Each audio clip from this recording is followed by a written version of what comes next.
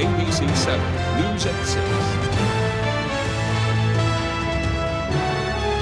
A woman who stands accused of aggravated animal cruelty after authorities shut down the rescue she was running was in court today. Good evening and thank you for joining us. I'm Devin Dagnall. And I'm Beth Jones. Alicia Krudaleski appeared virtually for an arraignment today. She pleaded not guilty to the charges against her. The Hancock County grand jury had indicted Krudaleski on 6 counts of aggravated animal cruelty and 1 count of cruelty to animals back in October. The state asked that $2,500 cash bail be set, but according to the judge and court records, she had already posted $500 cash bail on September 27th. The judge accepted that $500, but set conditions that she is not allowed to own or possess dogs or livestock of any kind. Krudaleski owned Coastal Dreams Rescue and Sanctuary in Bucksport until the rescue was shut down abruptly after an investigation into the conditions there and the treatment of the dogs under her care. Krudaleski does not yet have an attorney. The judge instructed her to get one, either by having one appointed by the court or hiring her own. She is due back in court in January. Well, price changes are coming for electric utility customers. The Maine Public Utilities Commission accepted bids and set new standard offered utility rates for residential and business customers of Central Maine Power and Versant Power's Maine Public Service District. According to the PUC, an average residential CMP customer will see their bill decrease very slightly. The PUC says an average residential customer of Versant Maine Public Service District will see their bill increase about $1.84 a month. PUC Chairman Philip Bartlett says, quote, "We know the economy and especially electricity prices have been top of mind for consumers. This was a robust bidding process and we are confident that we have secured the best possible rate." Well, experts at the University of Maine have been leading conversations about the best practices for artificial intelligence in schools as more districts are looking toward AI as a tool for staff and educators. Our Grace Blanchard has more.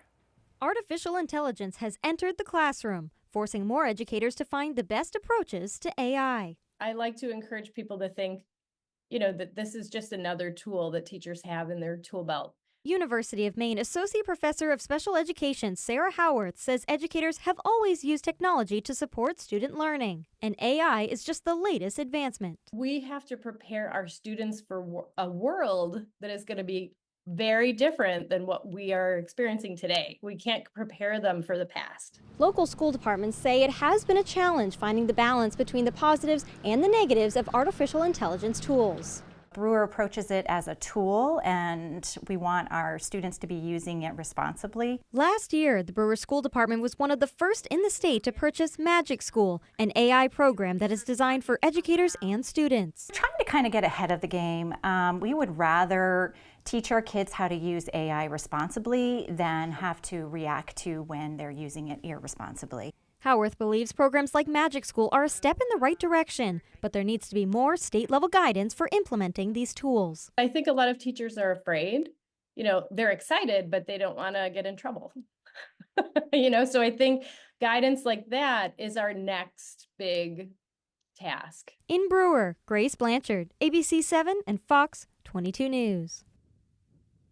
In other news, state officials and local animal groups seized more than 50 Shih Tzu dogs and a handful of cats from a home in Norridgewock. Initially, only 15 to 20 dogs were thought to be inside, but officials discovered more than twice as many. All of the dogs were taken to shelters in Kennebunk, Westbrook, and Brunswick. Leaders at the Animal Refuge League of Greater Portland say the dogs were covered in feces and had matted fur. They were crammed in a small space for a long time and have a long way to go toward adjustments to a normal life. They've got a lot to learn. These are really under-socialized dogs. They've been living, 50 to a trailer for their entire lives. They don't really know what it's like to live in any other condition. So things like separation anxiety, under-socialization. Brunswick at Midcoast Humane, 10 of those seized dogs are already up for adoption. At the Animal Refuge League, many of the dogs that landed there have medical conditions that will need to be treated before they will be up for adoption.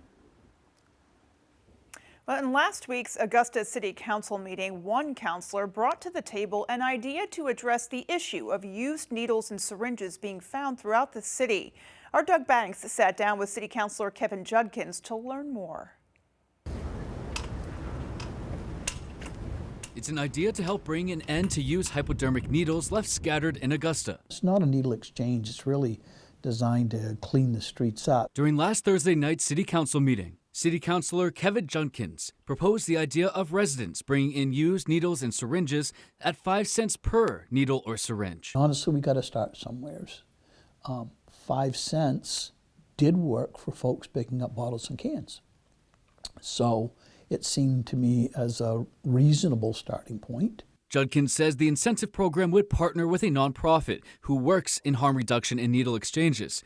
The nonprofit would receive 7 cents per every needle brought in. He also suggested the idea of the program being funded through a share of the city's opioid settlement, which City Manager Jared Mills says they have $734,000 since last being updated in October. Judkinson's incentive program idea brought both praise and concern from councilors. Syringe exchange incentive programs are a longstanding evidence-based practice of how to get improperly disposed of syringes off of streets across America. I don't think I would be in favor of just bring a needle in, you're going to get 5 cents, because at that point, people that may be need money may be searching for needles, not handling them properly. The next step is for the city manager to speak with his staff and with community partners who'd be interested in collaborating with the city.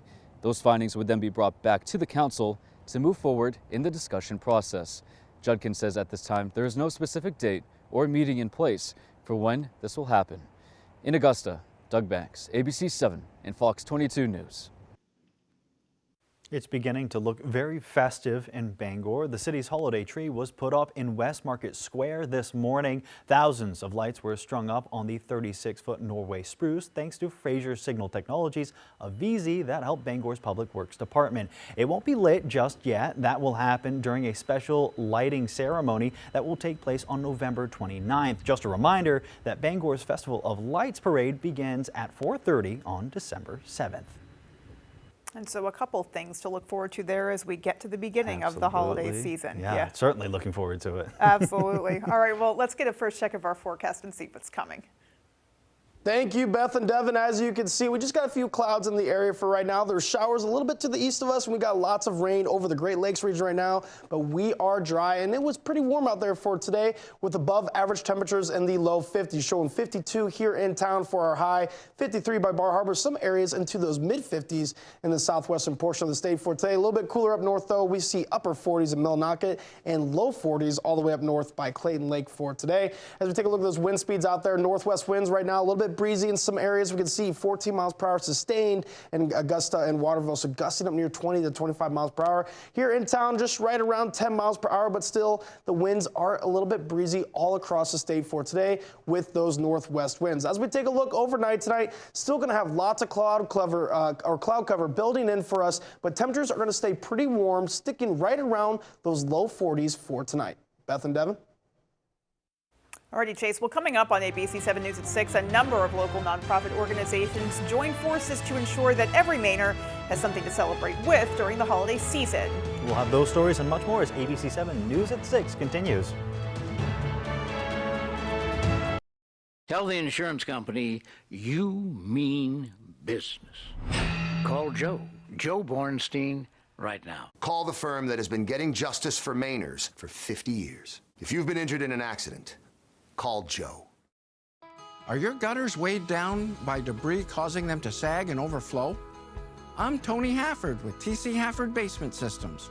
Clogged gutters lead to costly repairs for your home, so skip the cleaning and stop the clogs with Gutter Shutter. Gutter Shutter, the world's best gutter, is a high-performance gutter with a lifetime no-clog guarantee. Stop the clutter, get Gutter Shutter. Call TC Hafford Basement Systems today for all things basementy. Unexpectedly true. Maine is the only state that has just one syllable.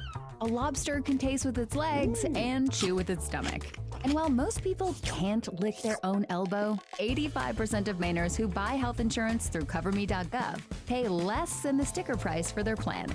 Here you can search options, choose a plan that works for you, and see how much you could save. You have until December 15th. A plan that fits, a price that works. We've got you covered at CoverMe.gov. The Bedworks Black Friday bed and mattress sale starts now. Save up to $400 on Sealy Hybrids, $500 on Tempur-Pedic, $600 on Beautyrest, $800 on Stearns & Foster, and up to $1,000 on Beautyrest Black. Save on Heirloom, Nectar, DreamCloud, and iComfort too. Save big on platform beds, fabric beds, day beds, bunk beds, and futons. And don't forget, our experts can fit you to the perfect pillow. It'll make a world of difference. The Bedworks, Twin City Plaza, Brewer. Sale ends December 8th. I was hurt in a bad motorcycle accident, and I was laid up for a couple months. If you've been injured in a motorcycle accident, call Joe today for a free case evaluation. I'm really grateful they won my case for me. Dial 207-CALL-JOE or online at joebornstein.com. You're watching ABC 7 Bangor.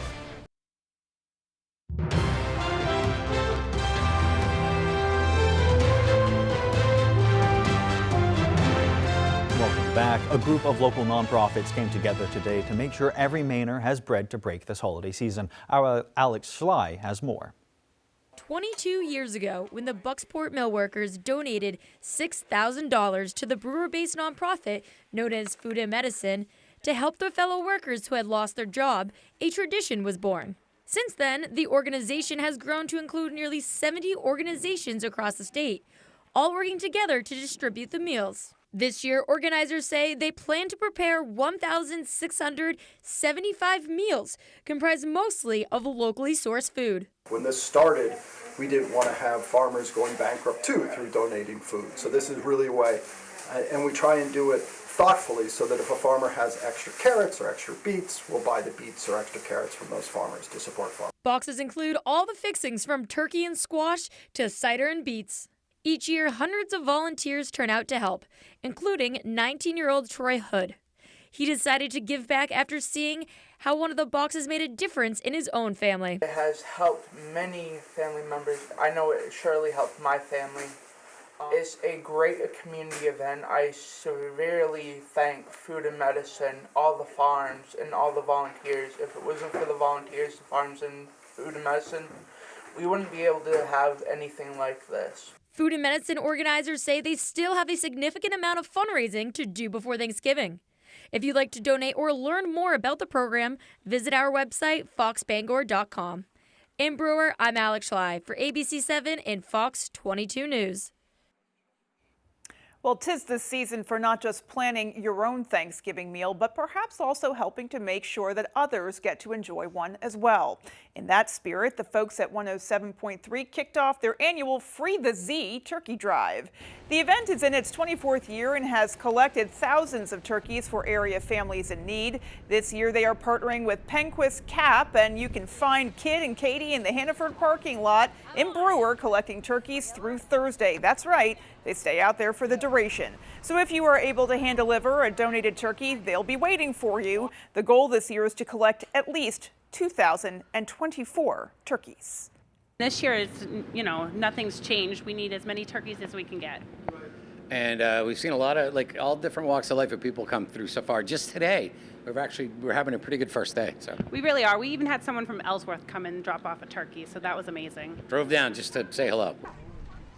Well, if you can't make it to drop off a turkey in person, Katie says you can donate via text. Just text Free the Z to the number 44321 for a link to donate. We will have that information on our website, foxbangor.com, a little later.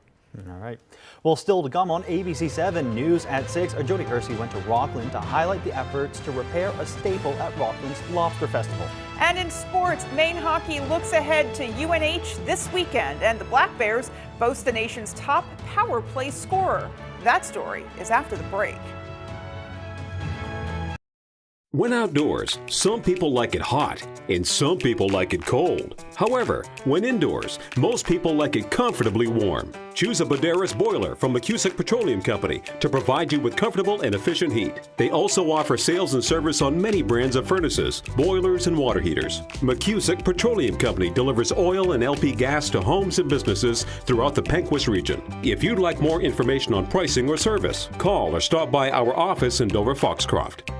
It's Renewal by Andersen's Black Friday doorbuster with unprecedented savings on custom-built replacement windows. Our exclusive Fibrex composite material won't warp or bow and never needs painting, making it vastly superior to vinyl. Our windows are custom-built in the USA, installed with precision and care, backed by the nation's best warranty, and now more affordable than ever. Call today. These massive Black Friday savings and financing end soon. Don't miss out. Call and schedule your free design consultation today.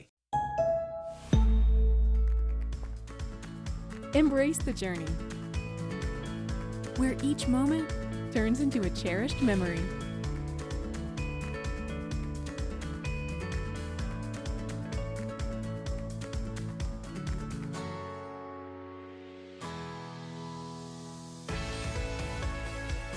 Ensuring life's journey and experiences along the way. AAA, we're always with you. Hank's Husqvarna is your trusted full-line Husqvarna dealer, offering you everything you need for your outdoor projects. From high-performance lawn tractors and zero-turn mowers to chainsaws, trimmers, battery-powered and powerful snowblowers, we have just what you need. Every piece of equipment is fully set up, serviced, and ready for use by our certified Husqvarna technician. And all sales are backed by our in-house Husqvarna warranty. For parts, service, or new equipment sales, make your way to Hank's Husqvarna in Carmel or Newport. Tonight's Sports is brought to you by Diversified Ink Tattoo Studio in Bangor, located in the Penobscot Plaza, providing custom ink by licensed artists for more than 20 years.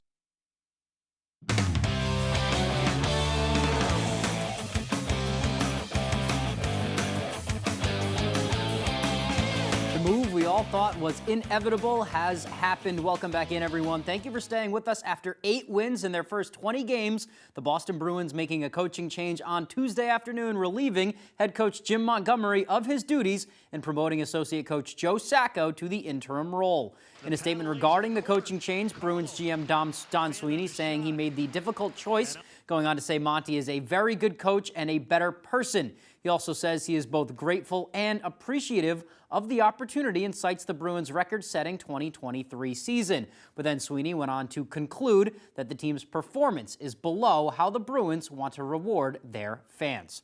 The Bruins' 5-1 home loss to Columbus on Monday is their third in a row, and that marks Montgomery's last in Boston. The team is back in action Thursday, hosting Utah. For the first time in 10 years, the UMaine cross-country team will have a representative in the NCAA National Championship race. Luke Marsanskis won the America East Championship this fall and qualified for the National Championship at Regionals in New Hampshire. But it wasn't an instant qualification. Marsanskis found out that he was going to Nationals at the same time as everyone else during Saturday's selection show, and he received the news in true UMaine fashion. So there was a UMaine Boston University hockey game a few days ago, and we were standing in line, and the Save Old Town was, they had free barbecue and like chips and stuff, so we were eating that and watching on a phone, and yeah, it was a good place to see it. Thought there was a good chance that I would go, but it wasn't like 100%, so it was definitely like nerve-wracking, and when I saw it, it was like a big relief almost, but it was exciting. The America East Championship was an 8K race where Marsanskis recorded the winning time of 23 minutes and 51 seconds. But Regionals was a 10K race. He placed 7th with a time of just over 30 minutes.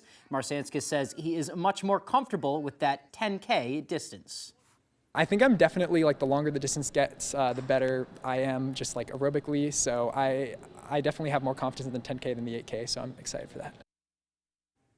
Marsanskis will race at 11:10 a.m. Saturday in Wisconsin. That will be broadcast on ESPNU. Moving from the Fieldhouse to the Alpha now, where number 5 Maine men's hockey is preparing for a one-game weekend against their rival, the UNH Wildcats. The Black Bears coming off of a win and a tie against BU, and with yet another power play goal this weekend seen right here, Maine's junior forward Thomas Friel is now the nation's leader in power play goals. Friel now has 7 power play goals on the season and 7 total goals this season, already surpassing the 6 he had last year as a sophomore. His coach has high praise for his net front skills, but Friel says the power play goals just show the unit's success. It's not individual.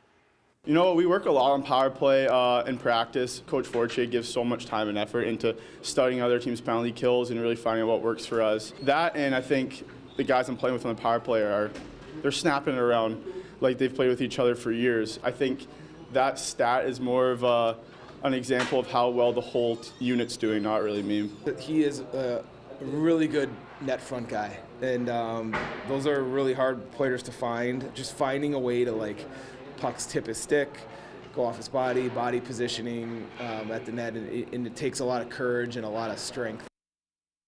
That is all the time we have for sports. Here's Chase Ropenack with your full 5-day forecast. Chase?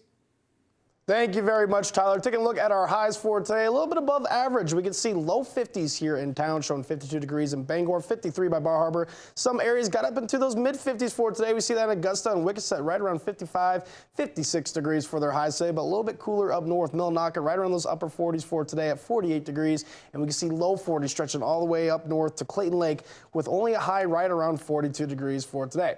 Going into tonight, we're going to have mostly cloudy skies, so keeping those temperatures warm, but showing mid-40s right here. We should be expecting right around those low 40s for tonight. Those models do show us a little bit generally warmer than what we really usually get to. So expect 42 degrees for tonight. And then going into tomorrow, not going to be too much of an improvement, but we will still be right around the low 50s like we were for today. So it's showing upper 40s here. We are going to have lots of cloud cover for tomorrow, so that may hinder the temperatures, but we are seeing lots of warmth in the model showing right by Bangor and the coastal areas where 50 degrees is very possible for tomorrow. Maybe even some areas getting close to those mid 50s again down the southwestern portion of the state, but it will be cold again up in the northern portion of the state where we're expecting low 40s in areas by like Clayton Lake.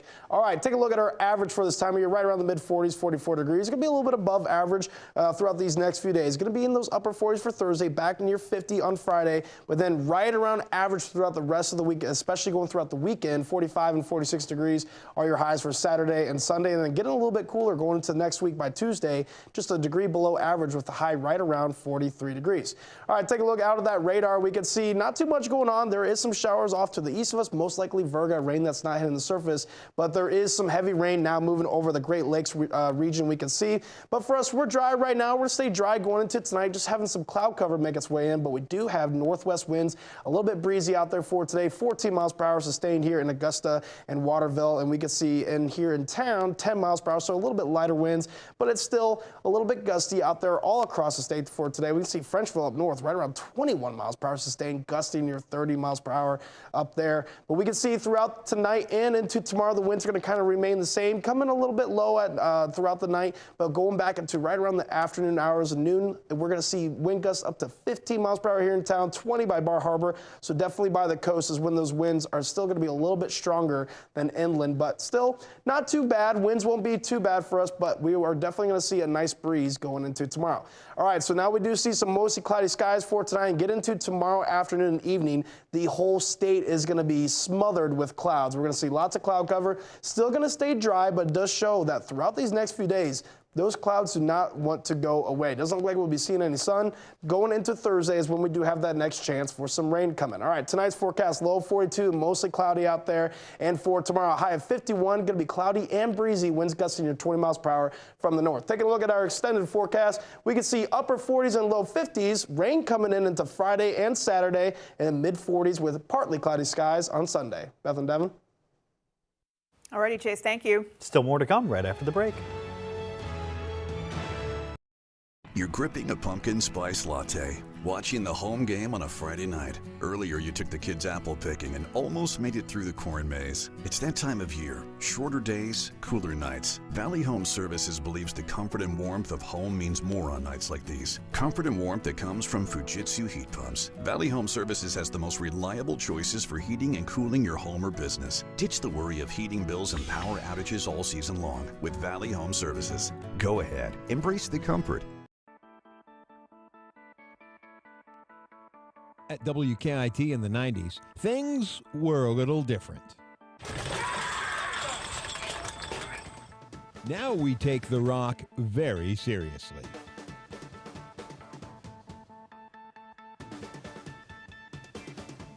Still clowning around decades later, 100.3 WKIT, WKIT HD, Brewer, Bangor.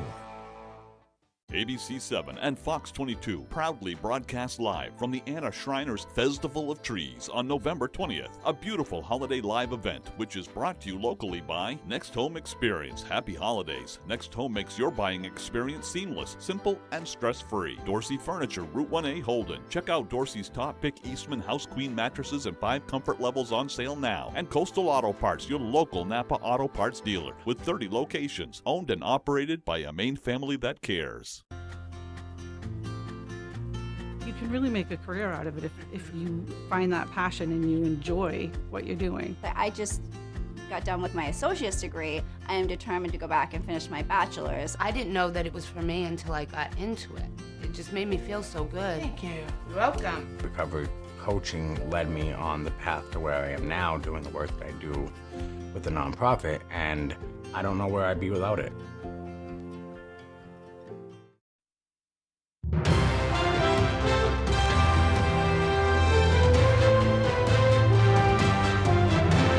The fixture of Rockland's Lobster Festival is in need of repair. The King Neptune sculpture, created by local artist Richard Johnson, was damaged during last December's back-to-back storms and flooding that affected Maine's coast. As Jody Hersey tells us, Johnson is now looking to redo the iconic sculpture in weather-resistance bronze before next year's event. King Neptune, the god of the sea, with his trident in one hand and lobster in the other, is the masterpiece of local potter and artist Richard Johnson. I sculpted that, and I ended up donating that to the Maine Lobster Festival in memory of Alice Knight, who was a Lobster Festival director, and she invited my wife and I to the festival almost 50 years ago. This statue has become a staple at Rockland's Lobster Festival.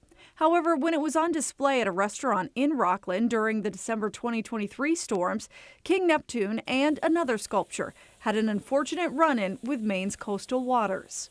His deck of his restaurant had floated up in the air from the flooding, and it washed all of those two figures underneath it. So it was kind of interesting that Neptune got washed away by his own storm. So Johnson has set up a GoFundMe page in order to remake King Neptune entirely of bronze. He's already working with New England Castings and Standish to make it a reality if he can raise $35,000. Johnson's wife and fellow potter, Sue, says recreating the sculpture is a must. The arts are a huge cultural part of our mid-coast area. A lot of people have followed Richard with his development of King Neptune, which is real fun, because they'll come back, you get the picture taken. Johnson says memorializing Neptune in bronze could ensure the sculpture is protected for years to come. You know, a bronze sculpture would last for hundreds, even thousands of years, unless it's melted down. In Rockland, I'm Jody Hersey for ABC 7 and Fox 22 News.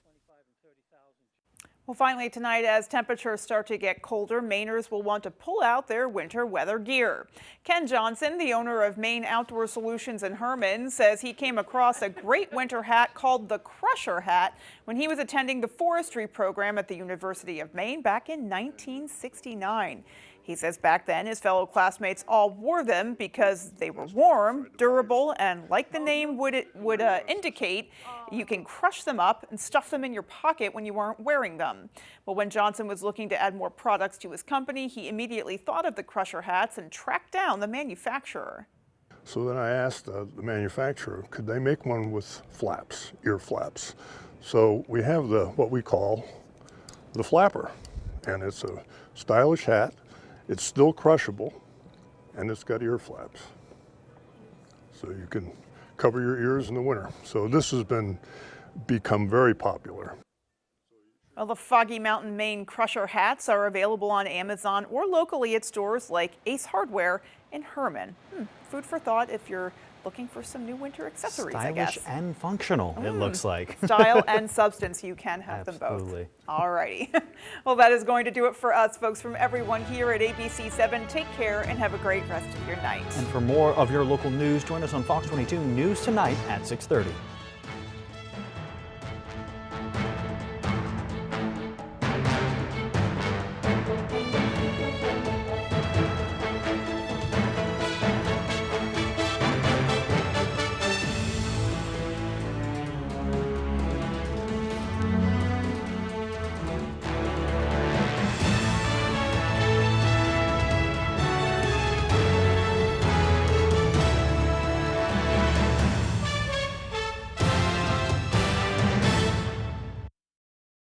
week, the controversial nominees. So, who were the people chosen to make decisions about public health, your food, drug safety, medical research, and more? The Pushback, World News. My hat in the garbage. I would not put it on my head again. And he was the aggressor to begin with. He was the initial aggressor and kept it going. And he was a bully who got his comeuppance. You pay for his glasses and tell him not to be a bully. We're done. Okay? These are excused. You may step out. Judge Judy continues in a moment. And on the next Judge Judy. My opinion's the only one that counts. This is actually the first I've heard of that side of the story. I don't think the kids should have started the fight in the first place. It was never told to me in the police report that way, so I am shocked. He got what he deserved, so. I do not think it was a matter of bullying. I think that it was a matter of two children playing around and joking with each other. Honestly, I mean, I think the kids learned a valuable lesson. And one got too angry compared to the other one. The other one tried to stop. If you're friends, don't treat each other badly between each other. I didn't think of him as that kind of person to get that mad. If he didn't throw the wood chips, it wouldn't have started, and I still would have been there talking to my friends. Something like that, so that's why I thought it was okay. I haven't talked to him in a while, so I don't know. We're not really friends anymore, I guess, I would say.